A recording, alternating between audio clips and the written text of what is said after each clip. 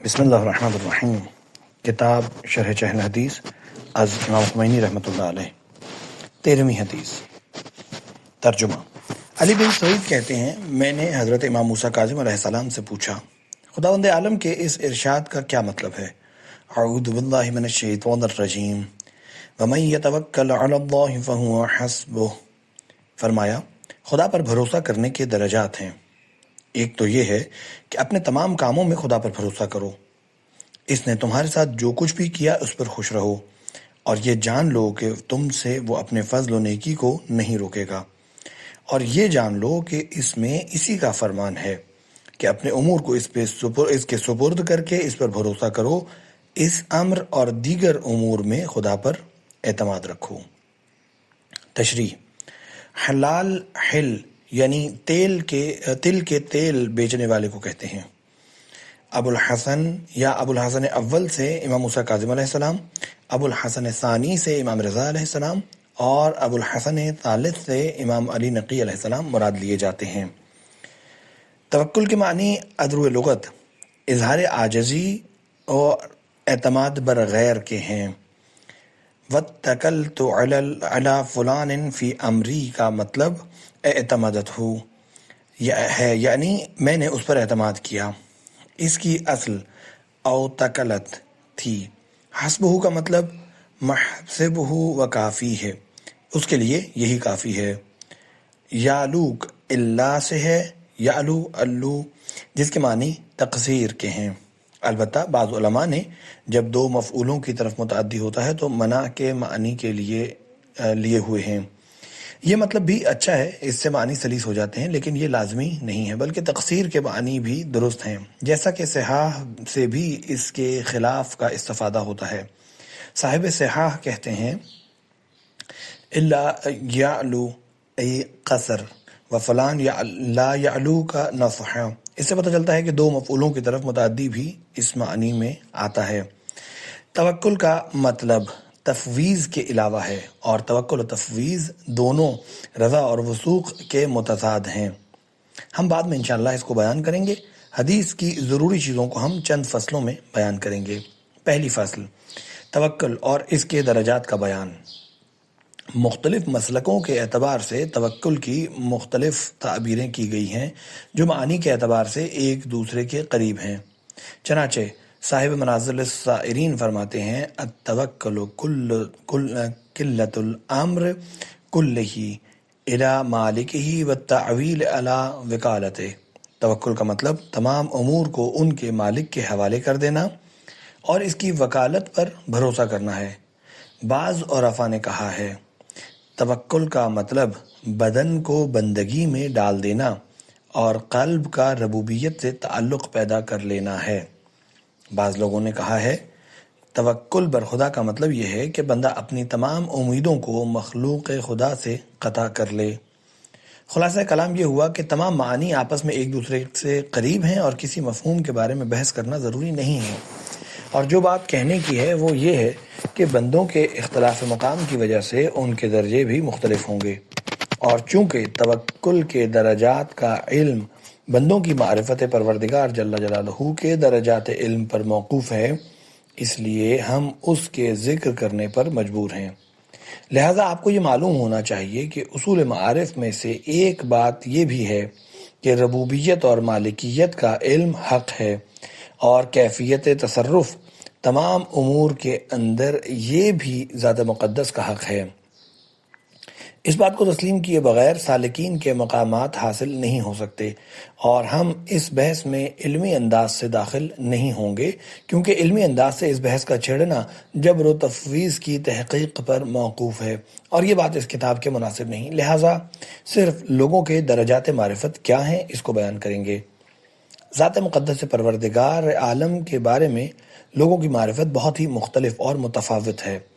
عام موحد خدا کو مبادی امور اور کلیات جواہر و عناصر اشیاء کا خالق جانتے اور اس کے تصرف کو محدود سمجھتے ہیں، اور احاطہ ربوبیت کے قائل نہیں ہیں۔ یہ لوگ زبان سے کبھی تو کہتے ہیں مقدرات الہی حق ہیں اور ہر چیز اس کے تحت تصرف ہے، کوئی بھی موجود اس کے مقدس ارادے کے بغیر موجود نہیں ہو سکتا، لیکن وہ لوگ اس مقام کے اہل نہیں ہیں، نہ عذر علم و ایمان اور نہ ہی شہود و وجدان۔ اس قسم کے لوگ، جن میں ہم بھی شامل ہیں، حق تعالیٰ کی ربوبیت کا علم نہیں رکھتے۔ ان کی توحید ناقص ہے اور ظاہری اسباب و علل کی بنا پر ربوبیت اور سلطنت حق سے محجوب ہیں اور مقام توکل پر فائز نہیں ہیں۔ جس کے بارے میں اس وقت بات ہو رہی ہے صرف دعویٰ ہی دعویٰ ہے، اسی لیے دنیاوی امور میں کسی بھی اعتبار سے حق پر بھروسہ نہیں کرتے اور سوائے اسباب ظاہری اور مؤثرات دنیاوی کے کسی چیز سے ارتباط پیدا نہیں کرتے۔ اگر کسی طرح کبھی خدا کی طرف توجہ کر بھی لیتے ہیں اور اس سے کوئی مقصد طلب کرتے ہیں تو یہ یا عذر تقلید ہوتی ہے یا عذر احتیاط، کیونکہ اس میں ان کو کوئی ضرر دکھائی نہیں دیتا اور نفع کا احتمال رہتا ہے۔ ایسی صورت میں ان میں توکل کی بو ہوتی ہے، لیکن اگر اسباب ظاہرہ کو اپنے موافق دیکھیں تو پھر خدا اور اس کے اختیارات سے بالکل غافل ہو جاتے ہیں۔ اور یہ جو کہتے ہیں کہ توکل کسب و عمل کے منافی نہیں ہے، تو یہ بات اپنی جگہ پہ صحیح ہے، بلکہ دلیل کے مطابق اور نقل کے موافق ہے، لیکن ربوبیت اور اس کے اختیارات سے حجاب اور اسباب کو مستقل شمار کرنا توکل کے منافی ہے۔ اس قسم کے لوگ جو اپنی دنیاوی کاموں میں کسی قسم کا توکل اور بھروسہ نہیں رکھتے، آخرت کے معاملے میں توکل کے بارے میں بڑی ڈینگ مارتے ہیں۔ ہر علم و معرفت یا تہذیب نفس اور عبادت و اطاعت کے بارے میں اگر تحقیر، کاہلی اور سستی کرتے ہیں تو فوراً خدا کے فضل و کرم پر اعتماد اور توکل کا اظہار کرنے لگتے ہیں اور چاہتے ہیں کہ بغیر کسی زحمت و عمل کے صرف یہ کہہ کر کہ خدا بہت بڑا ہے اور ہم خدا کے فضل پر بھروسہ کرتے ہیں، ایسے جملے کہہ دینے سے آخرت کے درجات حاصل کر لیں۔ دنیاوی امور کے بارے میں کہتے ہیں صحیح و عمل کرنا توکل اور خدا پر اعتماد کرنے کے منافی نہیں ہے، اور آخرت کے امور کے بارے میں کہتے ہیں صحیح و عمل کرنا اعتماد اور فضل و توکل پر خدا کے منافی ہے۔ یہ سب نفس کی مکاری ہے، کیونکہ یہ سب نہ دنیاوی نہ اخروی امور میں توکل کرتے ہیں، نہ ان میں سے کسی چیز کے بارے میں خدا پر بھروسہ کرتے ہیں۔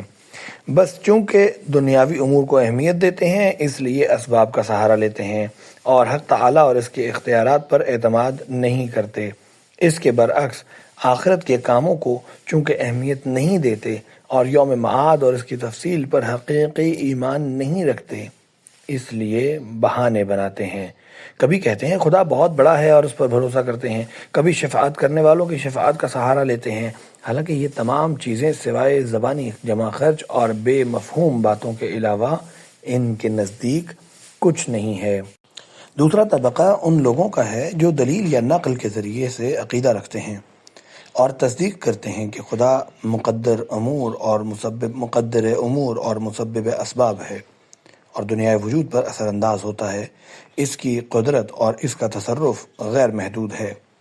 یہ لوگ عقلی اعتبار سے خدا پر توکل رکھتے ہیں، یعنی عقلاً و نقلاً توکل کے ارکان ان کے یہاں مکمل ہیں، اسی لیے یہ لوگ اپنے آپ کو متوکل سمجھتے ہیں اور توکل کے لازمی ہونے پر دلیل بھی قائم کرتے ہیں، اس لیے کہ انہوں نے توکل کے ارکان کو ثابت کیا ہے۔ ارکان توکل یہ ہیں: خداوند تعالیٰ بندوں کی ضرورتوں کو جانتا ہے، خدا ان کی ضروریات کو پورا کرنے پر قادر ہے، اس کی ذات مقدس میں بخل نہیں ہے، اور چوتھا، وہ اپنے بندوں پر رحمت و شفقت رکھتا ہے۔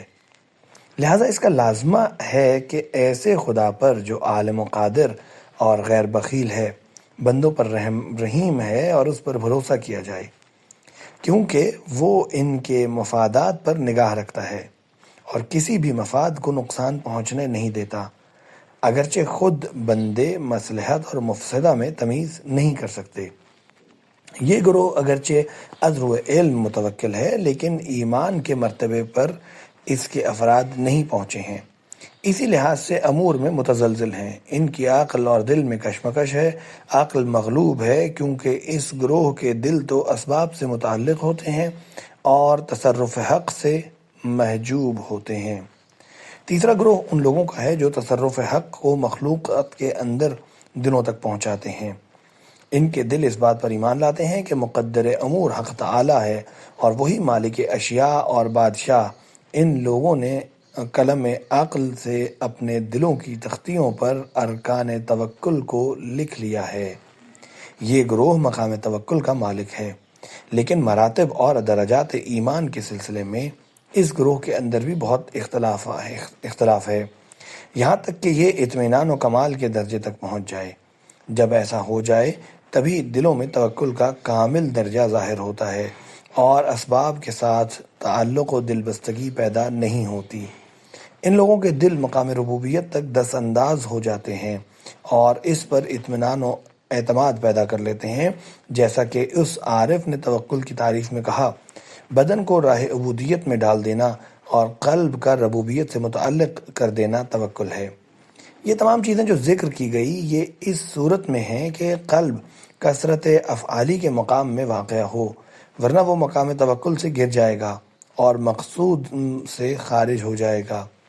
بس معلوم ہوا کہ توکل کے درجات ہیں، اور شاید حدیث میں جس درجے کا ذکر کیا گیا ہے اس سے مراد دوسرے گروہ کا توکل ہے، کیونکہ علم کو اس کی بنیاد قرار دیا گیا ہے۔ یہ بھی ہو سکتا ہے کہ دوسرے درجات کی طرف اشارہ ہو جو دوسرے اعتبار سے ہے، کیونکہ دوسری تقسیم کی بنا پر توکل کے دوسرے درجات بھی ہیں، اور وہ اس طرح کے ہوتے ہیں جس طرح اصحاب عرفان و ریاضت کے درجات ہوتے ہیں، اور وہ کثرت سے وحدت کی طرف تھوڑا تھوڑا کر کے پہنچتے ہیں۔ فناء افعالی دفعتاً نہیں ہوا کرتی، تدریجاً ہوا کرتی ہے۔ پہلے تو اپنے مقام پر ہوتی ہے، اس کے بعد دیگر مخلوقات میں مشاہدہ کی جاتی ہے۔ توکل، رضا و تسلیم اور دیگر مقامات بھی آہستہ آہستہ حاصل ہوتے ہیں۔ مثلا ممکن ہے پہلے تو تھوڑے سے امور میں اور غائب و مخفی اسباب میں توکل کرے، اس کے بعد تھوڑا تھوڑا کر کے مقام مطلق تک پہنچ جائے، چاہے اسباب ظاہر و جلی ہوں یا باطنی و خفی، چاہے اپنے کاموں میں ہو یا اعزاء و اقربا اور دوست احباب کے کاموں میں ہو۔ اسی لیے حدیث شریف میں فرمایا گیا ہے، تم اپنے تمام امور میں توکل کرو۔ دوسری فصل، توکل اور رضا کا فرق۔ یہ جان لو کہ مقام رضا توکل کے علاوہ ہے، بلکہ رضا کا مرتبہ ارفع و اعلیٰ ہے، کیونکہ متوکل صرف اپنے مفاد اور بھلائی کا طالب ہوتا ہے اور خداوند عالم کو فاعل خیر سمجھتے ہوئے اپنے فلاح و بہبود کے حصول کے لیے وکیل بناتا ہے۔ لیکن جو شخص مقام رضا پر فائز ہوتا ہے وہ اپنے ارادے کو ارادہ حق میں فنا کر دیتا ہے، اپنا کوئی ارادہ نہیں رکھتا۔ جیسا کہ بعض اہل سلوک سے لوگوں نے پوچھا، ما ترید؟ فقال ارید اللہ ارید، یعنی تم کیا چاہتے ہو؟ تو کہا، میں چاہتا ہوں کہ خود کچھ نہ چاہوں۔ اس کا مطلب مقام رضا تھا۔ اور یہ جو حدیث شریف میں آیا ہے، فما فعل بکا کنت عنہ راضیا، جو کچھ تمہارے ساتھ خدا کرے تم اس پر راضی رہو، اس کا مقصد مقام رضا نہیں ہے۔ اسی لیے کہ آخر میں فرمایا، یہ جان لو کہ خدا جو کچھ بھی کرتا ہے اسی میں تمہارے لیے خیر و فضل ہے۔ گویا کہ معصوم علیہ السلام نے چاہا کہ سامع کے ذہن میں مقام توکل کو ایجاد فرمائیں، اسی لیے آپ نے اس کے لیے چند تمہیدات ترتیب دی ہیں۔ فرمایا، تم جانتے ہو خدا تمہارے بارے میں کسی خیر و فضل کے سلسلے میں کمی نہیں کرے گا۔ اس کے بعد فرمایا، تم یہ بھی جانتے ہو کہ اس سلسلے میں جو کچھ بھی ہے اسی کا حکم ہے۔ البتہ جو شخص یہ جانتا ہے کہ خداوند عالم ہر چیز پر قادر ہے اور اس سے کسی خیر و فضل کو کم نہیں کرے گا، اس کے لیے مقام توکل حاصل ہوتا ہے، کیونکہ توکل کے دو بڑے رکن وہی ہیں جن کو معصوم علیہ السلام نے ذکر فرما دیا۔ اب رہے 2 یا 3 دوسرے ارکان تو ان کے واضح ہونے کی بنا پر ان کا ذکر نہیں کیا۔ بس ان مذکورہ تمہیدات اور غیر مذکورہ تمہیدات سے یہ نتیجہ نکلتا ہے کہ خدا جو کچھ بھی کرتا ہے وہ معجب خوشنودی اور رضا ہے، اس لیے کہ خیر و صلاح اسی میں ہے۔ بس اس طرح مقام توکل حاصل ہوتا ہے، اور اسی لیے معصوم علیہ السلام نے اس پر وضاحت کی ہے، فتوکل علی اللہ۔ تیسری فصل، تفویض و توکل اور ثقہ کا فرق۔ تمہیں یہ معلوم ہونا چاہیے کہ تفویض اور توکل میں فرق ہے، جیسے کہ ثقہ تفویض اور توکل کے علاوہ ہے، اسی لیے سالکین کے مقام میں اس کو جداگانہ شمار کیا جاتا ہے۔ حضرت خواجہ فرماتے ہیں، تفویض توکل سے زیادہ لطیف اور باریک ہے۔ پھر فرمایا، توکل اس کا ایک شعبہ ہے، کیونکہ تفویض کا مطلب ہے کہ بندہ اپنے اندر کسی توانائی اور قوت کو نہ دیکھے، بلکہ تمام امور میں اپنے آپ کو بے اختیار اور حق تعالیٰ کو با اختیار سمجھے۔ لیکن توکل ایسا نہیں ہے، کیونکہ متوکل اختیارات، بھلائی اور مفادات حاصل کرنے کے لیے خداوند عالم کو اپنا قائم مقام کرتا ہے، اور تفویض زیادہ وسیع ہے، اور توکل اسی کا ایک شعبہ ہے، کیونکہ توکل کا تعلق صرف مفادات میں ہوتا ہے اور تفویض کا تعلق مطلق امور میں ہوتا ہے۔ نیز توکل کے باعث سبب کے واقع ہونے کے بعد ہوا کرتا ہے، یعنی وہ امر کہ جس میں بندہ خدا پر بھروسہ کرتا ہے، مثلا پیغمبر اور اصحاب پیغمبر کا خدا پر بھروسہ کرنا، مشرقین سے حفاظت کے وقت، اس وقت کہ جب ان سے یہ بات کہی گئی، اعوذ باللہ من الشیطان الرجیم، ان الناس قد جمعوا لکم فاخشوہم فزادہم ایمانا وقالوا حسبنا اللہ ونعم الوکیل، بتحقیق بعض لوگوں نے تمہارے لیے عظیم لشکر جمع کر لیا ہے، لہٰذا ان سے ڈرو تو ان کے ایمان میں اضافہ ہوا، لہٰذا ان سے کہا گیا کہ ان سے ڈرو تو ان کے ایمان میں اضافہ ہوا، اور انہوں نے کہا کہ ہمارے لیے خدا ہی کافی ہے، وہی ہمارا ذمہ دار ہے۔ لیکن تفویض وقوع سبب سے پہلے ہوا کرتی ہے، جیسے کہ رسول خدا سے مروی ہے، اللہم انی اسلمت نفسی الیک والجعت ظہری الیک وفوضت امری الیک، خدایا میں نے اپنے نفس کو تیرے حوالے کیا اور تجھ پر اعتماد کیا اور اپنے معاملے کو تیرے سپرد کر دیا۔ البتہ کبھی وقوع سبب کے بعد بھی تفویض ہوتی ہے، جیسے مومن آل فرعون کی تفویض۔ میں نے جو کچھ بھی ذکر کیا یہ مشہور عارف عبد الرزاق کاشانی کی شرح کا ماحصل ہے، جو جناب عارف کامل خواجہ عبداللہ کے کلام سے تھوڑا سا تفاوت رکھتا ہے اور ذرا مختصر ہے۔ ویسے خواجہ کا کلام بھی اس پر دلالت کرتا ہے، لیکن توکل کا تفویض کا ایک حصہ ہونا ذرا قابل غور ہے، اور تفویض کو توکل سے عام شمار کرنا واضح قسم کا مسامحہ ہے۔ نیز اس پر کوئی دلیل نہیں ہے کہ توکل صرف وقوع سبب کے بعد ہوا کرتا ہے، بلکہ دونوں جگہوں پر توکل ہوتا ہے، اور حدیث میں جو یہ آیا ہے فَتَوَكَّلُوا عَلَى اللَّهِ بِتَفْوِيضِ ذَلِكَ إِلَيْهِ، تو ہو سکتا ہے کہ اپنے دائرہ اختیار کو دیکھے بغیر توکل نہیں ہو سکتا، لہٰذا جو چیز اپنے سے متعلق ہو اس میں دوسرے کو وکیل بنا دینا اور اس کے سپرد کر دینا ہو۔ بس حضرت یہ چاہتے ہیں کہ اس کو مقام توکل سے ترقی دے کر مقام تفویض تک پہنچا دیں، اور اس کو یہ سمجھا دیں کہ خدا تصرف میں تیرا قائم مقام نہیں ہے، بلکہ وہ خود اپنے ملک پر متصرف اور اپنی مملکت کا مالک ہے۔ خود حضرت خواجہ نے بھی منازل السائرین میں توکل کے تیسرے درجے میں اس مطلب کی طرف متوجہ کیا ہے، اور ثقہ توکل و تفویض دونوں کے علاوہ ہے، جیسا کہ خواجہ نے فرمایا، ثقہ چشم توکل کی سیاہی، دائرہ تفویض کا نقطہ اور قلب تسلیم کا سویدہ ہے، یعنی اس کے بغیر مقامات ثلاثہ حاصل نہیں ہو سکتے، بلکہ ان مقامات کی روح خدا پر اعتماد اور ثقہ ہے۔ ان مقامات کی روح خدا پر اعتماد اور ثقہ ہے۔ جب تک بندہ خدا پر وثوق نہ رکھے گا ان مقامات کو حاصل نہیں کر سکتا۔ اب پتہ چلا کہ حضرت نے توکل و تفویض کے بعد کیوں فرمایا وَثِقْ بِهِ فِيهَا وَفِي غَيْرِهَا، یعنی اس پر بھروسہ کرو اس امر میں بھی اور دیگر امور میں بھی۔